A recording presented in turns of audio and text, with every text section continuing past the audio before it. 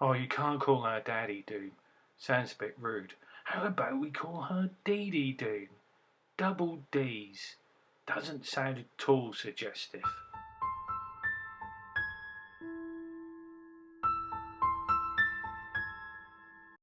Fun fact here, Dee Dee Doom has appeared on Dynamite before with MJF. Jade Cargill pins Tormentor for the win in this tag team match. And Jade loses count with her victories and has to be reminded it's now 52. There was a fan sign in the audience saying push Sky Blue, and I agree. No mention of Marina Shafir, and Nyla Rose pins Madison Rain. Yuka Sakazaki pins Vert Vixen with a magical girl splash. But after the match, Athena Palmer gives Yuka a beatdown, continuing their rivalry. At one point, Athena gives Yuka a pump kick to the face. Athena's character, I love her. Mai Saruga submits Hyena Hera in a pretty fun-filled match. D.A. Monte pins Ultraviolet after 3 German suplexes. Okay, let me begin by saying, what is the point of me paying money to Fight TV when I can watch the majority of this match slightly edited on YouTube on the AEW official YouTube channel? Okay, so I'm having a little bit of a moan.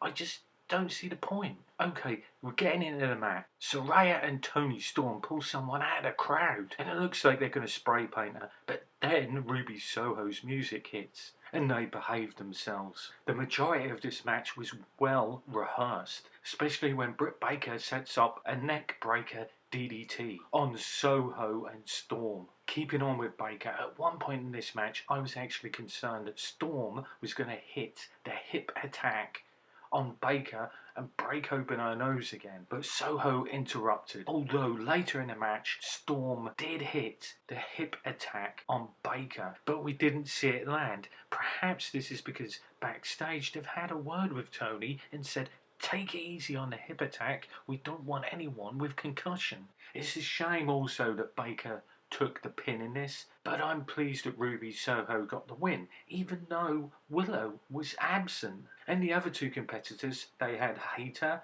and they had Saraya at ringside. I'm kind of intrigued where this storyline's going to go because Ruby Soho has definitely said she's independent. Rampage. Jade Cargill is all that and more, but her opponents aren't. They're not built up properly and therefore not a credible threat. Perfect example, Vert Vixen. It's twice this week she's actually lost. And I wanted to see more of Vert Vixen and Jade, but all we got was a kick to the face and her finishing move. I find that this title has just become meaningless because Jade hasn't gone up against Ruby Soho, Britt Baker, or even Saraya. For me, it was just a very, very disappointing match.